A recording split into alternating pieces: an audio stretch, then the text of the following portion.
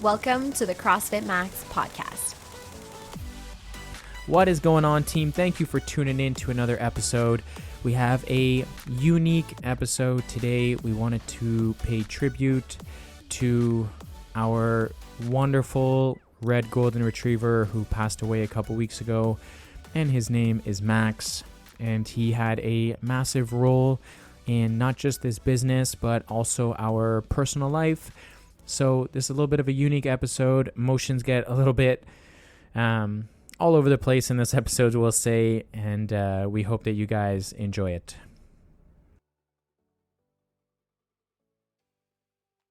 Ready? 3, 2, 1. What is going on, team? Hello, everybody. I'm back. Hi, honey. Hi, honey. Hopefully you guys are having an amazing day. Yes.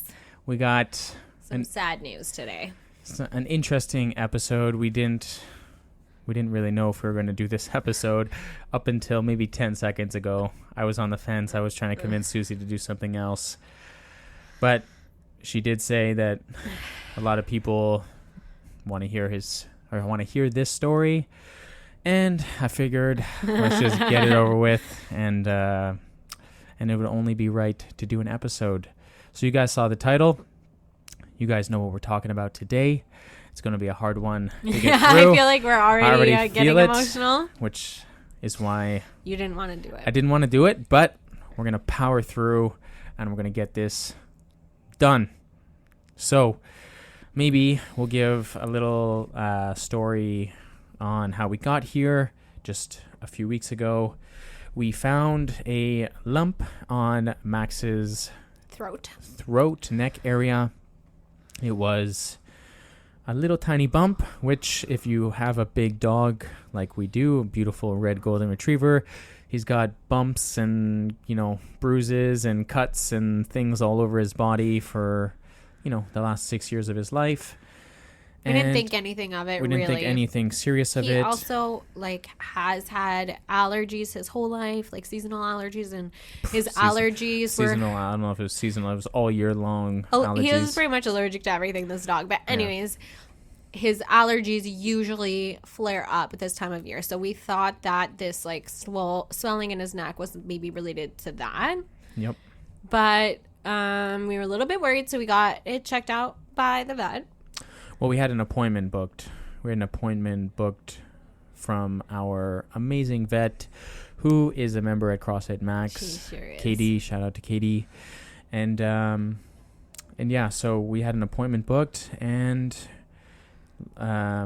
so within maybe a few days, we had an appointment booked on, let's say, a Wednesday. A couple days before, maybe on this Sunday, Max started getting sick, throwing up sick. And again, this is not But if you've ever had a dog, they just randomly throw up. Yeah. So he was starting to throw up, and we're like, what the heck? This is very strange. So we, we just gave him a little bit more food. We thought maybe we're under feeding him a little bit, which has happened in the past because Max has got on the little chunkier side at moments in his life. And we've realized, we got to cut down on his nutrition. So we've cut down, and sometimes if they're hungry, what they'll do is they'll end up throwing up more like a bile. So more liquidy throw up. Right. So we've had to be like, oh shit, we're just underfueling him a little bit. He's a little bit too hungry. So we've given him more food. And so we thought that was kind of the situation on the Saturday, Sunday. And then a couple days later, he really stopped eating his dog food. Yeah.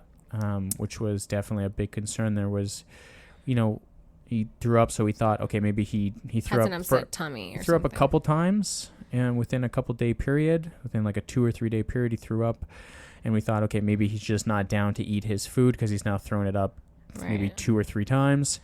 So we put some eggs in there, some human food. We put some olive oil, some rice, and he was chomping it down like a champ, and he was still super high energy, super goofy, like his normal self, goofy Max. And then he wasn't fine. He didn't want to eat anymore, which was not good. Kind of happened overnight. Like, actually. Yeah. So let's just say the Tuesday he stopped eating completely, which it was a terrible. Extremely unlike him. Yeah. He's not a picky eater. We could have put rocks in his dog bowl and he would have ate them. Like, he was a stereotypical golden retriever. Yeah. So when he stopped eating. And then that was the day before Katie, the vet, was supposed to come and check on it and get a sample and everything. And then it was not good. Yeah, we were really worried at that point. The Wednesday morning, I took him out before going to work. And usually I just take him out to go pee. And then Susie will take him out to go for like a walk. And I took him out and let's just say he didn't want to move. Yeah. So normally when we take him out, he runs around. And this time he just lay down. He just lay down on the ground. God, this is hard to go through. Yeah. So he just lay down on the ground, didn't move, and I knew that was not a good sign. Really bad sign. And he was also very skinny. Mm-hmm. He had lost a lot of weight in a few days. Yep. So then Katie came to check on him on the Wednesday. She did some blood tests. She gave him some anti-nausea medicine, and she took like a little sample of the lump on his throat, and she did a little ultrasound. And at that point, I was like, give me the hard truth. Like, what are we looking at here? And she said, probably some sort of cancer. And, we weren't panicking yet, but we had a bad feeling. Mm-hmm. And then he went downhill super rapidly from that point. Thursday morning, we woke up and he was not doing well at all. Wouldn't eat at all. Anything. Not even a treat, nothing. He wouldn't eat any treats, any food. He was still drinking water, which was at least a good sign. But as the day progressed, he started like having really bad like diarrhea. Yeah. And he was, like Susie said, losing weight at a significant rate, which was very scary to see. Very, very skinny. And then Katie got back to us and said that it was actually worse. It was actually a little bit worse than what we thought might have been like lymphoma. It was a pretty aggressive cancer, and we knew that was going to be our last night with him. Mm-hmm.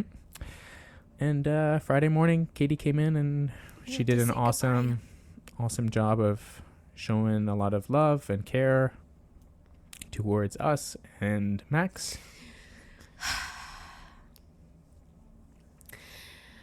And that was probably the hardest day of my life.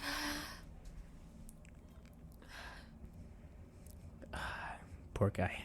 And then, you guys know the rest. You guys know the rest. He was only 6 years old. Yep. And it was very sudden, and we were not ready. But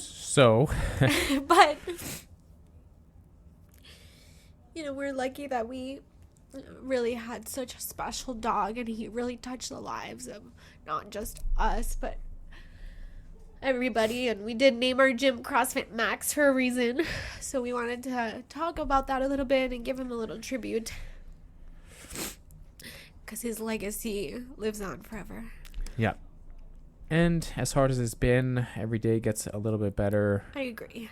But definitely we haven't really spoken on a public level about it. I mean, we've put up some stories, but it was really, really hard. Max had a huge part of our life. As you guys know, the gym, the podcast, everything was named around him. I mean, it wasn't necessarily like, you're going to name your CrossFit gym after your dog. It was more than just the dog. It was the persona. Exactly. The persona, the actions that Max did, the embodiment of his personality, his soul, his actions that he took on a day-to-day basis. And I feel like for a quick recap of how do you name a CrossFit gym, I think I've spoken about this before, but I'll just give a quick recap here. There's about 15-ish thousand CrossFit gyms in the world, CrossFit affiliates. You have to have a unique name, so you can't there is no other CrossFit Max in the world. There's a CrossFit Maximus something out there. But there's, like, let's say, for people who probably know, the most well-known CrossFit gym is probably CrossFit Mayhem, which is like Rich Froning's gym in Tennessee. And there's no other CrossFit Mayhem in the world. So you have to have a unique name. Yeah. You also, you have restrictions, like you can't call it CrossFit Canada or CrossFit USA. You can't. At least now you can't call it even based on your city anymore. Before, people used to be able to call it on their cities, and there are still some gyms that are grandfathered in. We are in Quebec, where we're located, which is a bilingual place in Canada. So we needed a name that worked also in French, just as much as it works in English. Yep. So there was a lot that went into this name, and then one day we were just cooking. We were just going through all the process, and we were cooking in the kitchen, and Max was literally on his spot on the couch and just looking up at us. And I was like, Suze, we should legit call our gym CrossFit Max. And I had Googled CrossFit Max and Instagram search CrossFit Max, and I couldn't find anything that was actually called CrossFit Max.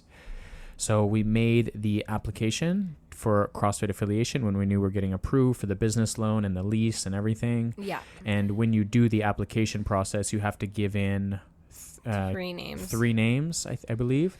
And we gave CrossFit Max as option 1. You have to give a second option and then a potential third one.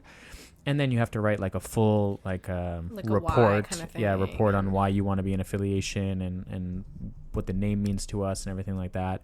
Anyway, so Max was just being a Max, big dumb bear on our couch. And he kind of embodied what I visioned as a CrossFitter. He was that guy that was down to literally do anything. If you wanted to sit down and relax, he would sit down and relax with you. If you wanted to go for a run that he literally never knew the actual distance that he was running. I know, it's crazy. He would go for a run. Like if you took him for a 5K. That dog ran 20K with me once. It's very impressive, yeah. And so if you're down to go play Frisbee, go play ball, go for a run, just chill. He just wanted to please. He was happy all the time. Mm-hmm.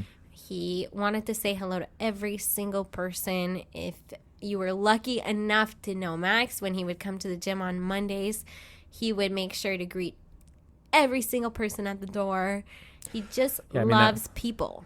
That was a big part of our mission as well, is that I've been in the CrossFit field for now 11 years, maybe 12. And I feel like a lot of CrossFit gyms don't have like a warm welcome at the gym. I agree. It's just the business model. It's hard, with margins and everything, to maybe have someone at the front desk. And in our situation, we're a couple here, so having that person at the front desk and having that greeting when you walked in was super important. Yeah. And I always felt like when I had started CrossFit, my favorite time of the day was going to the CrossFit gym. And I always felt like, and no matter what CrossFit gym I went to, there was a little bit of a colder welcome at the front, because you rarely saw a face. And if you saw a face, it was because it was like off hours and the coach was there by chance. And then you're like, and that feeling of like walking in and seeing your coach, or that feeling of having someone at the front door, especially when you're new to the gym and you're already feeling nervous about coming in. Yep. It was really important to us. One of the biggest things we talked about when we were opening our gym is that like one of the top priorities for our gym is that when anybody walks in the door, they feel like a warm welcome, like they're coming home. And that's something that Max did so effortlessly, was greeting every single person at the door. He did it in our home anytime anybody came over to our house. He did it at the gym. Anytime he was here and someone walked in, he would run over and say hello at the door. And that was just something that like, it was kind of like this like metaphor for like the type of gym and feeling and experience that we wanted our members to have. When we were creating the concept of CrossFit Max, we were like, that moment when your dog greets you and they're like the happiest, like you're their long lost friend and they haven't seen you in 2 years and they greet you with that extreme amount of joy. We were like, that is the feeling we want people to have when they walk in our gym doors. And he was really the inspiration behind that, and obviously the inspiration behind our choice of name and our brand, and just like the message that we hope to have and the impact that, I mean, Brandon and I as people hope to have on our members just as much as our furry buddy did. Yeah, it didn't matter if you were leaving in the morning and coming back in the afternoon. It didn't matter if you were leaving for 30 minutes and coming back. He was always the first touch point when we just opened our condo door. As soon as we opened that door, which I miss that a lot. Me it's just too. seeing that, you know, his Getting nose, home is hard. his nose like poke through the door and be like, oh, hello, you know. It's like there's a greeting before you can even get into the place. And you just feel like he was just so happy to see you, like every time. You could go out in the hallway for 1 minute and come back in and he's like, oh my God, long time no see. You're my best friend. I love you so much. And like that energy is just the best. And you know, it's, I mean, we've talked about this quite a few times now, but even on his last day with us, my parents came to say goodbye, and Max, feeling super sick the way he was, he hadn't eaten, he was skinny, still got off the couch and went to greet them at the door. And same when Katie arrived with her vet tech to, you know, say goodbye to him, he still got off the couch and went all the way over and greeted them at the door. And, you know, now we know even more so how sick he really was. Yeah, Katie told us that he was everywhere. Just covered in cancer when she gave him an ultrasound when she took him back with her. And so, you know, he was just so sick and he didn't complain. He was still super welcoming and warm with everybody who came in. So, I mean, if that's not a representation of, like, you know, even if you're having a shit day, like, you show up and I hope, you know, even when I'm having a bad day and I'm here and I'm working or whatever, that I don't put my shit on someone else, you know. Like, the whole point is, like, when you're a client and you walk in our gym doors, it's about you and we're happy to see you, and, you know, you leave your baggage outside. Yeah Tough times, but I feel very honored and blessed that I was able to have 6 awesome years with them. You know, today's a special day because we went on our first date. Brandon and I went on our first date this day 6 years ago, September 17th. Wow. And it was literally because of Max. When I had gotten Max, let's tell the Max story, because you know what, there's no Susie and Brandon without Max, and I feel like you know, people maybe don't know that story. It's kind of a cute story on why I got Max and stuff.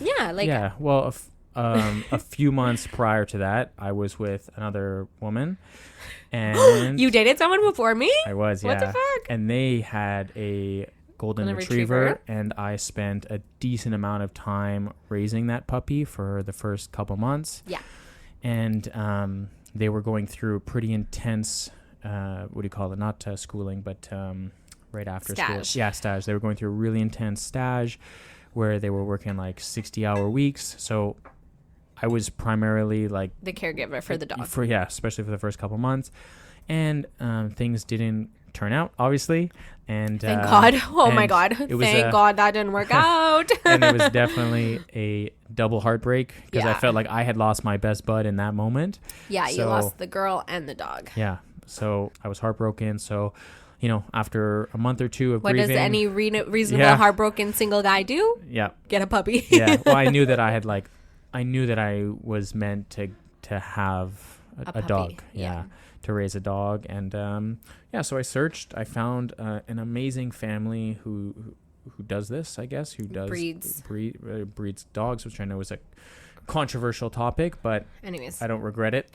And we're not going to dive into that. You purchased a puppy. And I found them. They lived in Blainville, and they were a wonderful couple.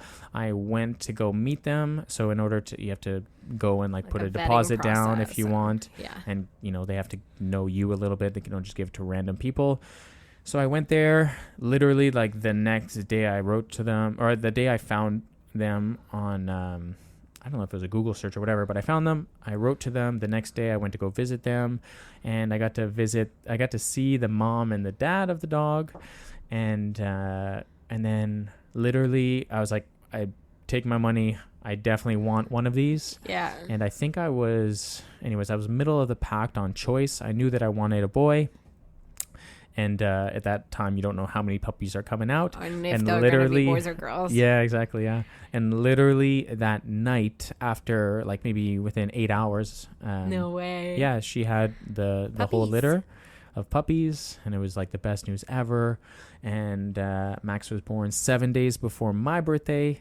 And yeah, so there's a process. You don't just take puppies home right away. They got to be with their mom for X amount of time. I think it was like 8 weeks. I think, yeah. So at the 4 week mark, you get to go visit them and pick which one's yours, and right? then you get to pick which one's yours, and there's an order system based on first person who put the first deposit down or whatever. Yo. And so there was like 3 or 4 puppies that I just like literally sat on the ground, and then you get to choose one, which is such a fun experience.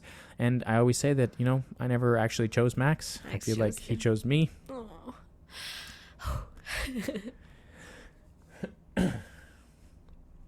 So it was a great moment. Yeah. And so he came up to me. He was all over me, and I knew right away that he was definitely going to be my guy. And so put that deposit down. I chose him. And then I got to see photos, and they were sending me videos, and it was cool to see his development from literally like a potato. Literally, they look like little tiny potatoes. And you're like, oh wait, he's not like red at all right now. He's kind of looks brownish. So it was kind of funny to see their color. And you're like, am I getting scammed? Yeah. Is this really a red golden? Yeah. So and that process for me felt like a freaking year. Like that 8 week block felt like so long. And then eventually we got to take him home, and that was literally 6 years ago, almost to this day. It was I think it was like 3 or 4 days ago. It was the 6-year mark that I took him home. Yeah. And then prior to that, I think literally 2 weeks before I took Max home, I went out with some friends to Picnic Electronique, which is like an outdoor music festival that happens in Montreal, and it happens every Sunday. And that's where I was with my friends. Susie ended up going there with her friends. Some mutual friends. And one of her friends was someone that I used to coach at the other gym.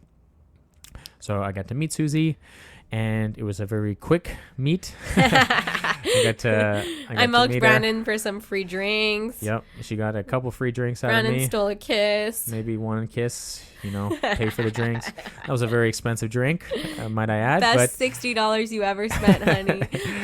And that was just your drink. I know. So they have these cool little buckets at this place where it's like multiple drinks inside and Single hard alcohol. Susie was a little bit of a savage. So you should have seen my jaw. I was like, oh, let's go get a drink. And then you should see my jaw drop when they said the total price for it. Well, Brandon was like, order whatever you want. I was like, whatever I want? And he was like, yeah, anything. And I was like, okay, I will have 1 bucket with extra shots, please. So got her the drink, got a little smooch in there. And then she disappeared. Peaced out. And then I was like, oh, no, where'd she go? And then I look at my phone like an hour later, and I see Susie Blossom has followed me on Instagram. Not the Instagram follow. Yeah, she followed me. That's crazy. And Ooh, then it's giving desperate. And then I sent you a DM, and I was like, "Where'd you go?" And you're like, "Oh, I left." Blah blah blah. And then I think the next day or a couple days after, I reached out to you and I asked you if you wanted to go get some coffee or something. And it was very hard. Well, I shouldn't say it's hard. for guys listening, if a girl says, "Oh, my schedule is pretty busy," you know the girl is not down. Just stop wasting your time. Yeah, I was So not down. At that moment, I was not down. She literally said, "Oh, like my schedule is pretty busy, but I'll let you know if it clears up." That's Can you believe I clear sign. almost turned down my future husband and baby daddy? I was like, whatever. Like, that girl's not interested. Like, I'm moving on. Literally. And a couple of weeks go by. I get Max, and I posted a photo. I still remember exactly which photo. I posted a photo of him on my Instagram story. It's so funny because I was single at the time, and I was like, "You will not use Max. You will not use Max. Like, you'll meet a girl genuinely and not use your puppy." And then literally within 3 days, 4 days of me I having saw him, those puppy eyes on my newsfeed, and I was like, I need to meet this puppy. So Susie reached out to me, which I was, pleasantly surprised. And she was like, "Oh my God, cute puppy. Let's go on a date." Literally. And then within a week, we had gone on a date, and we went to Wild Willie's, which is an ice cream place here in Point Claire. Maybe we should go tonight. Yeah, we should. That's a good idea. A little tribute. And we have a fun little video of, Max and I running around in the field, the soccer field there. Little guy trying his best to keep up with me. Oh my God, he was so cute, and we got so much attention when we went to Wild Willie's. Like, everyone wanted to pet him, and I was like smitten with the puppy. I was like, I don't even remember the name of the guy I'm on a date with, but Max is so cute. Yeah, it was good. I think we even got him a little puppy ice cream. We I did? think, too. Yeah.